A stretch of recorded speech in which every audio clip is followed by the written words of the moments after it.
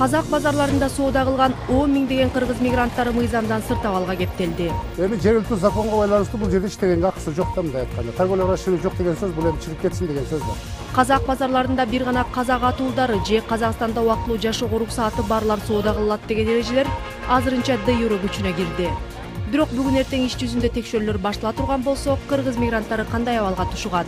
Катуу койбосо кетебиз, амал жок кетебиз. Буйруган жерден антап жейбиз да. Казакстан бул жаңы шарттар менен өзүнүн улуттук кызыкчылыгын коргоодо. А кыргыз бийликтери өз атуулдарынын жагдайына кандай жардам бере алат? Кичине курчураак маселе чыгып атат, себеби башка мамлекеттерде эч ким мигранттар да кирет да. Казакстанга ошол Кытайдан келет, ошол Өзбекстандан келет, ошол Тажикстандан келет. Ошон үчүн ошол маселесин мындай оңой менен чечсе болбой атат. Бул жагдай эки өлкө ортосундагы соодалакка кандай таасир бериши мүмкүн? Эң биринчи сокку казактын жанакы сатып алуучулары алышат да. Алардын баягы дагы бир ирет баасы көтөрүлөт. Анткени биздин товарды чек арадан казактар алып, Казакстан ичине киргизет, аякта 2-3 бааны кошуп сатышат да, өзүнүн жарандарына. Бул эл ичинде барахолка деп таанылган Алматыдагы эң ири базар комплекси. Мында соода кылгандардын жарымдан көбү кыргыздар экени айтылат. Ал эми жалпысынан Алматыдагы базарларда соода кылгандардын кыргыздардын саны 7000ден 12000ге чейин экени расмий эсептөөлөрдө көрсөтүлгөн. Бирок эми ушул Казакстанда салык кодексинин жаңы шарттары иштеп баштаганы булардын жарымынан көбү мыйзамдан сырт болуп калды. Себеби жаңы шарттар боюнча казак базарларында бир гана казак атуулдары жана Казакстанда убактылуу жашоого уруксаты барлар соода кыла алат. 1-январдан тарта булар түшүндүрүү иштерин жүргүзүп атат, налоговый департамент түшүндүрүү иштерин жүргүзүп атат базарлар менен базарларда. Ошого 1-апрелден тарта булар да жесткий эме киргизген болчу. 1-апрелден баштайбыз деп. 1-апрелден азыр bundan buyoqqa hozir sizlar o'zinglar bilasizlar, hozir эме кылбай атат. Тынч эле турат пока. Эми 1-июлдан деп азыр күтүп атабыз. Казакстанда 2013-жылдын башынан тарта кирген салык кодексинин жаңы эрежелери кыргыз мигранттарынын негизги көйгөйү болууда. Эки мигранттын башы бириккен жерде деле бул маселе талкууга түшүп, эми кандай болот деп суроо салып жатышат. Баягы кыргыздар биз деген эми талашылуу жерде булардын закону менен жашашыбыз керек да. Коңшу мамлекет болгондон кийин эми биз деген өзүбүздүн мамлекет эмес бул жер. Ушулардын законуна таянып иштешибиз керек. Бардын деле жок чындыгында. Булар эми көпчүлүгү азыр эми ошол вид алып атат да, вид на жительство деп башка областтарга туруп атат, анан келип туруп Алматыга учетко туруш керек экен да. Жаңы эрежелер азырынча де юре гана күчүнө киргени болбосо, иш жүзүндө текшерүүлөр баштала элек. Бирок деген менен азыр деле казак базарларында соода кылуу кыргыз мигранттар үчүн оңой эмес. Эми проблемалар сезилип атат. Азыр бир милициялар менен кошо биргеликте налоговый инспекциянын кишилери жана ряд жанагы базаларды аралап, кимде кассовый аппарат бар, ошону кандай иштетип атат, жанагы саткан товарларын ошол баягы кассовый аппаратка киргизип атабы, анан кимде вид бар, эгерде вид на жительствосу жок болсо, аларды деген кичине нарушение катары эсептеп, милиция тармактарын алып барып, ошол жактан сурап, кичине иштеп башташты. Негизгиси эми кыйынчылык эле бар да, мындай айткандачы эми. Такырленип десе Кыргызстанга кайтабыз деп түйүнүп отургандар бар. Анан кегер кичине тынчыраак болуп калса кайра келип иштейбиз дегендер андан көп. Ошондой эле баягыдай эки анжы эле болуп баягыдай ошол эки анжы болгон себептен соодалар да жакшы болбой калат да. Себеби баягыдай товарды бизнесимди кичине чоңойтуп алам десе, эртең мындай болсо товарым алдыртып ийем деп коркуп, же болбосо кайтып Кыргызстанга кетип калам деген эки анжы ойлор көп да бул жердечи. Ошол баягы адамдарга өтө чоң таасирин тийгизип атат да. Казак текшерүү органдарынын ар кандай мыйзамдуу жана мыйзамсыз иш-аракеттерине кыргыз мигранттары даттанганы менен ачык айтуудан карманышат. Себеби көптөрү көмүскөдө соода кылып мыйзамдан сырт. Биз эми акча берип коебуз, ошол менен акчасы. Аренданы төлөп коебуз. Өзүбүздүн эмнелерде. Анан сыртта абай болуп жүрөбүз. Кыйынчылыгы жокпу, иш жок. Жумуш кыйын, баары эле жумуш кыйын. Ошону жеңип эле келе жатабыз. Кыйынчылыкты жеңбесек. Таможенный кыйынчылыктар. Товар ошол растамаштар. Бизде мына жерде жүргөнүбүз да кыйын бизге мисалы. Базардан чыгасың, автобуска отурасың, үйүңө барасың, таксиге отурасың, үйүңө барасың. Мындай свободный жүрүп атат. Былтыр товарларды бестеп өткөрүп ошондой жаңы бир закон чыккан. Ичине бестеп алып келип баары закон иретинде болчу. Азыр быйыл андай кайта жоюлуп калды, эми контрабандасы бар, башкасы бар, кыйын эле да жолдон. Бирок негизги кыйынчылыктар алдыда экенин эки өлкөнүн тең расмийлери эскертүүдө. Себеби бүгүн болбосо эртең Казакстандын салык жана миграциялык кызматтары базарларды кыдырып, текшерүүлөрдү башташы турган иш. Мыйзамды бузгандарды болсо катаал жазалар күтөт. Это в первую очередь это в отношении предпринимателя, который не зарегистрировался в качестве индивидуального предпринимателя. В налоговых органах будет применена штрафная санкция в размере 200 минимальных расчетных показателей, что в переводе на денежное выражение будет составлять около $2200 США. Как мы видим, сумма весьма немалая. Также нарушителю этой нормы будет грозить конфискация всего его товара.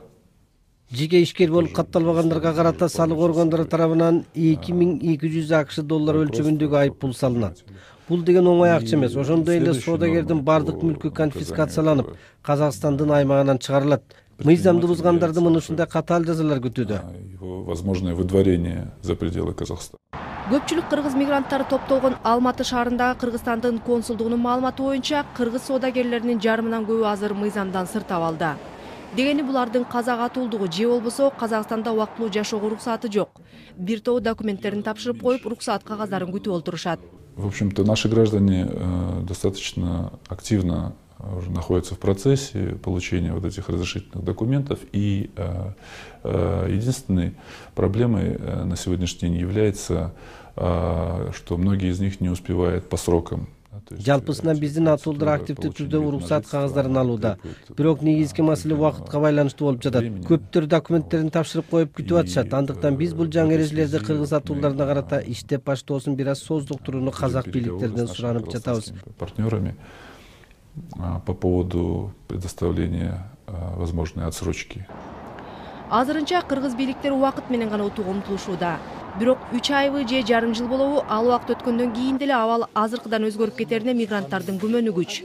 Көптөрү атуулдук алуудан карманып, балким кыргыз-казак бийликтери сүйлөшүп, маселе оң жагына чечилет деген үмүт менен гана күтүп олтурушат. Жок, андай ой жок менде. Мисалы, мен албайм. И балдарыма деле алып бербейм. Иштегениңизге жеңил болмок да. Жок, андай мен эми эрте бирсин пенсия ачып кетсем, мага керек деле эмес. Балдарыма деле алып бербейм, келечеге кетебиз да. Андай ой жок, албайм мен. Жаштар алышы мүмкүн эми. Келечек иштейбиз да. Алган оңой эмес да, конечно. Мыйзамы бар, өздөрүнүн загына карап жазайт. Өзүнчө срок төлөмөй, анан ушунча кирип гражданствону алгандан кийин кайта чыгышта ошончо условия менен да кыйын да. Ошону ойлонуу бар жак, бир жагын ойлонуу. Ошону ойлонуп биз турбуз көрбөйт. Кыргызстанда болгондон кийин албай эле чечип убактылуу ошо менен иштеп атабыз да. Эми кийин болсо болор, билбейбиз да. Бизге караңгы. Азыр эми июлдун ортосуна чейин деп узартып, бул законду бир аз кыргыздарга эме берген да. Убакыт берген. Убакытты узарткан сайын бизге жакшы болуп атат. Мына апрелге деди, апрелден азыр июнга узартып койдугу. Эми июндан кийин да Кудай билет, эми бир Алланын колунда да. Эмне десе ошол, биз чечпейбиз го. Катуу койбосо кетебиз, амал жок кетебиз. Эми буйруган жерден антап жейбиз да. Бүт эле баары баягы кыргызбызда карап турушат пока. Эмне кылып берет экен депчи. Анан кыйнаганда качан күч келгенде баштайбыз да биздер кыргыздарчы. Я думаю, что каждый здравомыслящий человек и законопослушный гражданин, он не должен надеяться какие-то сверхъестественные, какие-то... Менимче мыйзамга баш ийген атуулдар кандайдыр бир сыйкырдуу күчкө ишенбеши керек. Кандай болгон күндө дагы бул жаңы жоболор де юре күчүнө кирди. Эгер казак базарларында соода кылабыз дешсе, анда биздин атуулдар тезирээк документтерин тууралашы керек. Биз казак бийлигинен жөн гана убакыт сурап жатабыз. Ал эми бул жоболорду кыргыздарга карата такыр алып салуу жөнүндө маселе коюлган жери жок. Албетте маселе атуулдук алуу менен гана чечилип калат, бирок казак атуулдугун алуунун өзү чоң маселе. Ал баягы вид на жительство же гражданство алуу деген бул оңой акча эмес. Чындыгында ал көп акча сарпталат ага. Биринчиден, экинчиден бул жерде жана турган местолоруна дагы аябагандай бир айына $4000 төлөнөт. Арендасы, субаренда, госаренда, ежедневка кирип кетет анын ичине. Ушул бүт баарын эсептегенде около где-то бир $4000 тегерек болуп кетет да. анан эми жашаган квартиралары бар, жеген тамагы бар дегендей баардын эле колунан келе бере турган иш эмес да. Бүт баарында эле акчалуу эмес да. Чыгылса кичине азыраак тыйын айландырып аткандар да бар. Канчалык кымбат болуп атат? Вид на жительстволарды эми ошол жактан эми алганда бир $1000 тегерегинде болуп калат. Анан кийин баягы гражданство деген бир $2,5–3 тегерегинде болуп калат мисалы да. Ошого жакын чукул барып калат да. Бул жагдайды пайдаланган шылымдар дагы пайда болгон. Оңой жана арзан атуулдук алып беребиз дегендердин сөзүнө ишенген 60тан ашуун кыргыздар Уштапта кыргыз атуулдугунан ажырап, казак атуулдугунан дагы куру жалак калышкан. Алдыдагы текшерүүлөрдөн чоочуп, көптөр мындай шылымдардын кылтагына оңой илинип, бир маселесин чече албай жатып, экинчисинин азабын тартууда. Мындай шылымдар көбөйүп кетти. Баягы ортого түшүп мен мынанча күндө алып бере калам деп туруп, анан акчасын алып, жол болсам базарлардан мен жооп берем, силерге келген жооп берем деп туруп, акчасын алып алгандар көбөйүп кетти да. Баягыдай ортомчуларга көп адамдар баягы убакыт өзү негиз билесиздер да, бул 1-январдан тартып күчүнө киришке келе, бирок бизге дагы кичине жакшы жеңилдиктерди берип атат. Жана 1-апрелде деле июнга чейин калтырды деген сөздөр болуп атат. Эми ошого чейин дагы анан баягы айла жоктон көпчүлүгү баягы тез араны бүтүрүп берем дегендерге ишенип акчасын берип алдаткандар да көбөйүп кетти да. Соңку кездери Алматы шаары ички жана тышкы миграциянын эсебинен өтө тездик менен өсүүдө. Соңку маалыматтар боюнча шаардын жана Алматы облусунун калкынын саны 3 миллиондон ашканы айтылат. Мындан улам шаар бийликтери миграциянын агымын ооздуктоого аракет көрүп келишет. Ал эми Казакстанда 60 миңден ашуун кыргызстандыктар бар деп айтылат. Булардын көбү болсо дал ушул Алматыда олтурукташкан. Ал эми бирок ушул кыргызстандыктар үчүн Алматыда катталып, анан казак атуулдугун же болбосо Казакстанда жашоого убактылуу уруксаат алуу өтө оор. Мындан улам бир тобу атуулдукту өлкөнүн башка аймактарынан алып жатышат. Бирок мисалга Таразда катталып атуулдук алган менен Алматыда соода кыла албайт. Кыргыз расмийлери азыр ушул жагынан казактардан жеңилдик суроого аракеттенип жатышат. Азиз Абакиров жубайы менен Таразда катталып, убактылуу жашоого уруксаат алган. Бирок соодасы Алматыда. Эми болсо Алматыда катталуу маселесин чече албай убара. Келинчегиме вид на жительствону мисалы үчүн Тараз облусунан алдык да, Жамбыл облусунан мисалы. Алган менен ошол жактан күндө келип иштеп кете албайт да. Бирок Алматыга баягы временный учетко коюш керек болуп атат да. Ошого азыр аракет кылып атабыз. Эми көпчүлүгү чындыгында эле эми бул законду бузгандык болуп атпайбы? Торговляга разрешение болбогондон кийин була биздин Кыргызстандан келген жарандарды депортация кылат. Эгер вид жок болсо, торговляга разрешение жок. Өзүңүздүкү кандай эми? Биздики ошол вид бар эми, бул жерге жанагы качып бозуп кичине оокат кылып атабыз. Жакын арада ушу шаарга учетко коебуз деген ой бар. Негизинен эки тараптуу келишимге ылайык Казакстан атуулдукту башкаларга салыштырмалуу кыргыздарга жеңилирээк берет. Бирок атуулдукту алгандан кийин андан чыгуу да оңой эмес.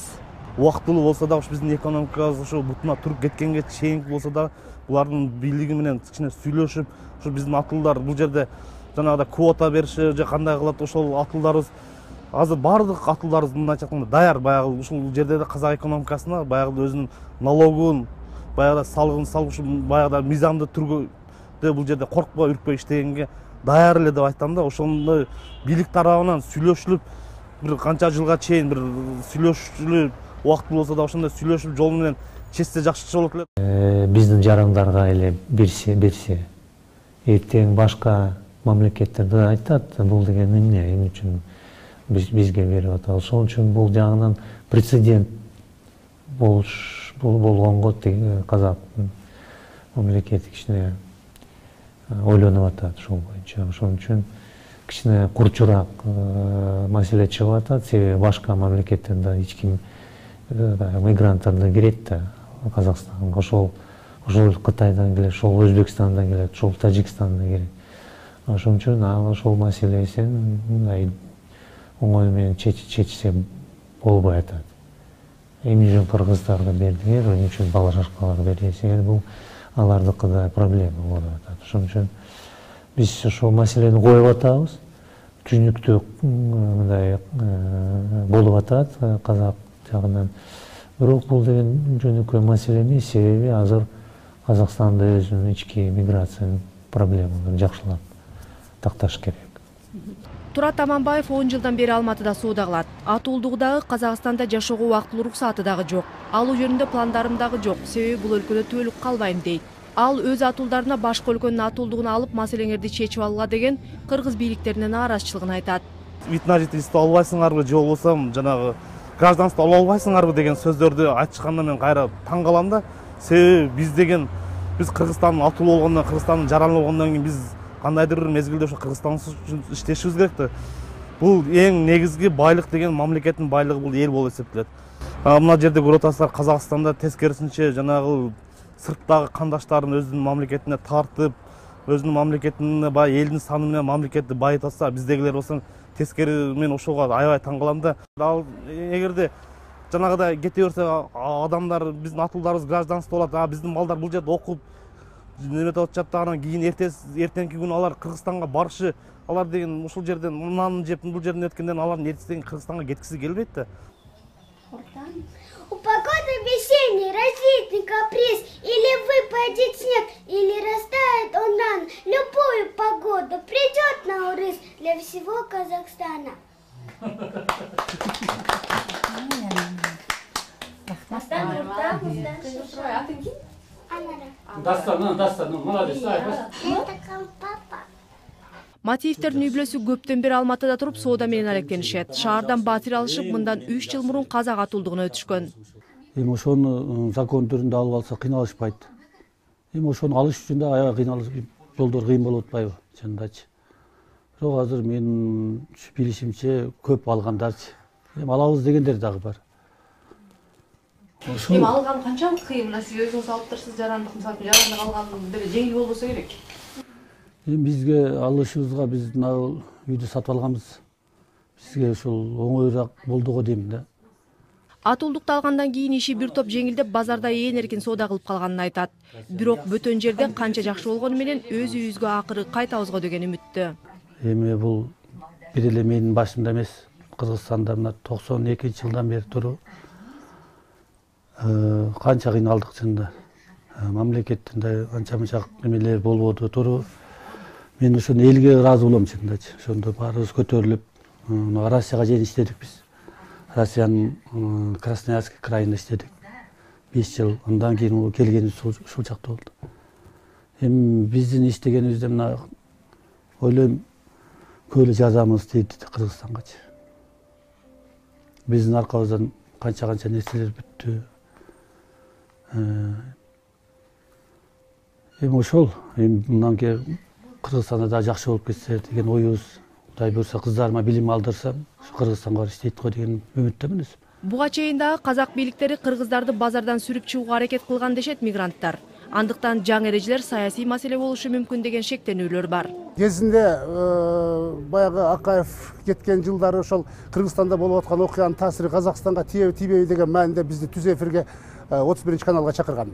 Чакырган кезде мажлистин 4 жолку депутаты Серик Абдрахманов келген, анан Азимбай Гали деген политолог келген. Ашык кишилер анан кыргыздарды кетириш керек деп чыкканда, чынында эле бул жерде криминалдашып кетип атат, башка мамлекеттин адамдары көбөйүп кетти деген мааниде айтканда, биз ушундай айтканбыз, эми завод фабрикадан жумуш сурап аткан жок кыргыздарга, айлык бер деп. Контейнер керек болсо биздин бир боор элге, казактарга, пожалуйста, келип иштей берсин, контейнер деген толтура деп. Ошол жерде биз сүйлөшүп алар менен баягыдай неме кылдык эле да. Андан бери эми чынында эле бул мамлекетте иштеш деле кыйын болуп калды, бирок барган менен деле ал жакта орун жок, же болбосо базардан орун жок болсо, бир иш менен мамлекетибиз камсыз кыла албаса, айласы жоктун иши болуп атат да, мындай айткандачы. Ошо Байжы союзуна кирсек, анда ошол маселелер баары жок болот. Себеби ошол именно эмгек ресурстардын эркин мындай кыймылданганга болот. Биздин жарандар Россия, Казакстан, Белоруссия барып, эч кандай уруксат албаш керек болот. Ошон үчүн жарым жыл ичинде 1-июлда ошол мераларды киргизсе, биз айтабыз, эми жарым жыл чыдасак баарыбыз эчтеке боло албайт. Биз Бажы союзуна киребиз, ошондо ошол проблемалар баары жок болот. Бирок деген менен ошол эле Бажы союзуна мүчө болгон Орусия менен Белоруссиянын атуулдары деле казак базарларында соода кыла албайт. Анткени жаңы эрежелерди казак бийликтери бүтүндөй эле чет элдик атуулдарга карата киргизген. Бул жөн гана казак бийликтеринин көмүскө экономиканы ачыктоого багытталган аракети десе болот. Себеби базардагы соода көлөмүнүн көбү көмүскөдө калып, салыктар казынага толук түшпөй келет. Мындан улам казак расмийлери базарда соода кылуу үчүн жекешкер болуп катталып, кассалык аппарат менен иштөө талабын койгон. Эми Казакстанды бул жерден биз күнөөлөгөнүбүз туура эмес болуп калат, анткени биз деген мындай ситуацияда Казакстандан келип бизге соода кылышпайт. биз аларга баягы тең салмактуу жооп кайтара албайбыз да. Экономикалык маселелер боюнча эксперт Искендер Шаршеев кыргыз бийликтери бул маселеге олуттуу көңүл буруп, маселени өз тарабынан чечүүгө аракеттениши керек дейт. Андан көрө биз деген өзүбүздүн баягы жарандарыбызды кандайдыр бир каттоодон өткөрүп, алардын пиндери бар да, ошол пиндерге байлап туруп алардын салыктарын. Анан Казакстан менен кандайдыр бир келишим түзүүгө биздин өкмөт кадамдарды шилтеш керек. Биздин өкмөт баягы Казакстанга эгерде бизде катталса, биздин жараныбыз Казакстанга барып соода жасаганга укугу бар болуп калыш керек да. Бирок сөзсүз катталыш керек дагы. Казакстанга киргенде Казакстандын ичинен салыктар төлөш керек. Казакстандан Кыргызстанга келгенде Кыргызстандын ичинен салыктар төлөш керек. Казак базарларынын жарымынан көбүн кыргыздар ээлери айтылат. Булардын дээрлик бардыгы Дордойдон арзан товар ташып соода кылгандар. Кыргыз-казак чегарасынан күнүнө тонналаган товарлар өтөт. Кыргызстан дүйнөлүк соода уюмуна мүчө болгондуктан коңшусу Кытай, Туркия жана башка бир топ өлкөлөрдөн товарларды ташып келип, Казакстан Орусия рыногун толук камсыздап келген. Андыктан казак базарларындагы кыргыздардын товарлары башка соодагерлердикине салыштырмалуу кыйла арзан. Бул тоого мүчө болгон үчүн ошол бизге товарлар башка мамлекеттерден арзан келет экен. Ал жерден алып келгенде дагы биздин эмисар үчүн аны ташыган бир мамлекеттин жардамы жок. Негизгиси ошол жерде эле өз үстүнө жарандар баягы казак жигиттер менен совместно иштешип эле ортодон ошол алган товарды баалашып, азыраак пресс кылышып, ошол менен жөнөтүп турат. Анан эми естественно арзаныраак келет бул жергечи. Эми Кытайдан бул Казакстандын өзүнө келип аткан товардын кубатурасы около $900 айланып атпайбы? Анан эми бизден келген товарлардын ошонун жарымына да жетпейт да. Анан эми пайдалуу да эми негизгиси. Ушул бир неделеде бир 2 жолу барса, мына основном южный регионда баягы Чимкент, Тараз, Алматыдан биздин Кыргызстанга жок дегенде бир неделеде бир жолу барган болсо дагы бир айда ошондо 4 жолу барабы, 4 неделе болсо. Ошондой Кудайга шүгүр эми биздин мамлекеттин баягы чиновниктерибиз баягы мактанып Кыргызстанга паланча тигилерден акча келип атат деген сөз ошол болуп атпайбы? Бирок Бажы союзу иштеп баштаган Орусия менен Казакстан реэкспортко толугу менен чек койгон. Мындан улам дүң базар болгон Дордойдогу соода жүгүртү кыйла түшүп кеткени айтып, соодагерлер даттанып келишет. Ал эми Кыргызстан Бажы союзуна кошула турган болсо, Кара суу менен Дордой базарлары жабылып калуу коркунучунда экенин расмийлер дагы мойнуна алат. Азырдагы кыргыз-казак чегарасынан товар өткөрүү оңой эмес. Эми таможнядан алып өткөн кайсы жагынан кыйыныраак? Казакстандан кыйын. Казакстан деген каныбыз ичип атат. Кыргызстан дейт. Чын Казакстандан өлтүрүп атыр, айландырат. Кыргыздарга рахмат. Кыргызстан, чын Кыргызстанга рахмет. Бирок Кыргызстандан ташылган товарларга Казакстанда кардарлардын суроо талабы бар. Андыктан болбой эле контрабанда жолу менен товарлар ташылып жатканы айтылат. Ири контрабанданы коюп эле майдасын айтсак, чек арада азыр капуста киши дегендер пайда болгон. Товарларды каттап кийип, болбосо байлап чек арадан алып өтүшөт. Ичиңизге салуу. Ишке салса, иштен жыртып текшерет. Сыртымызга салсак, сыртымыздан текшерет, жыртат. Не кыламыз энди? Азак кийимизди чектим. Бир алып өткөндө канча товар алып өтө аласыз мисалы? Бир алып өткөндө бир 30-40 штук гана алып өтө аламыз мисалы. 30-40 штукту 10 теңгеден эсептеп көр мына. 10 теңгеден эсептеп көрсү. Канча 300-400 теңгеге гана чыгамыз мисалы. Жолга бересиң ошо Казакстан деген мисалы 50 сом, 100 сомуңду акча демейт. Муну эже кандай кылып алып өтөсүңөр? Мен жакшы түшүнүп албай атам. Кийип өтөсүңөрбү же кандай кылып? Мисалы мен мына 10 штук алсам, 5-өөн ишиме салсам 5-өөн пакетке салам мисалы. Басқа айлам жоқ менің. Қалғанын қойып екінші рейске шығам. Не қылам? Күніне ошондо қанша жол өтөсүз? Күніне 4-5 рет айланам. Чын, ақша жасау үшін айланам. Не істейм басқа? Кыргызстандан аябай көп товар киреби Казакстанга? Кыргызстандан көп товар кирет. Кіргеннің бәрін Қазақстан қанышып атыр мысалы. 500 теңген ақша демейді, 1000 теңген ақша демейді мысалы Қазақстан. Эми эгер казак базарларында кыргыздар соода кыла албай турган болсо, Дордойдо соода токтойт деген дагы чоочулуулар күч болууда. Себеби базардын негизги кардары бул казактар. Бирок казактар өзү деле соодага кынын алып, Дордойдон буга чейин деле товар ташып келишкен. Эгер казак базарларындагы кыргыздардын саны азая турган болсо, Дордойдон товар ташууну казак соодагерлери алышы мүмкүн. Болгону кыйынчылык казак кардарларына келиши мүмкүн. Себеби бул жагдай сөзсүз баалардын көтөрүлүшүнө себеп болот. Бул жердеги Кытайдын менен чек аралаштырбайбы. Бул жерде деле Кытайдан товар келет. Просто бул жерде баанын көтөрүлүшү менен айырмаланат да. Баанын көтөрүлөт. Бул жерде деле элдерине сөз таасир тийгизет. Баа көтөрүлөт да. Баягы чек араны жапканда казактар бизге аз келип баштабады беле. Анан ошондуктан баягы биздикилер товарды алып Казакстанга, Россияга жөнөштү да. Азыр Россияда баягы чоң базар ачылды. Эмеде Краснознаменский, Долгопрудныйда ушундай кыргыздын базары. Аякта кыргыздар соода кылып атышат. Аякта жол салынган да уже, коридор бар десе болот. Казакстанда андай жолдор жабылып атат. Албетте бул деген балким Казакстан жарандардын бизге келип кайра соода максаты менен келип базарга ошол барышына алып келиши мүмкүн да. Анткени бул жерде арзаныраак алышат. Эгерде ошондой болсо, анда кайра кичине компенсация болушу мүмкүн да кыргыз тарапта. Анткени биздин соодагерлер аякка барбай, бияктан эле бааны көтөрүп, казактар чек арадан өтүп, ушул жерден соода кылса болот. Ошол убакта баягы көбүнчө коррупция гүлдөйт да. Мисалы үчүн биздикилер барып туруп товар сатып, анан аларды баягы кармаганда взятка берип, ушинтип кутулушат да. Коррупция гүлдөйт, балким ошого мээлеп жасагандыр да жанакыны ишти. Бирок негизинен ошол РННди талап кылуу бул абдан туура иш да казактардын тарабынан.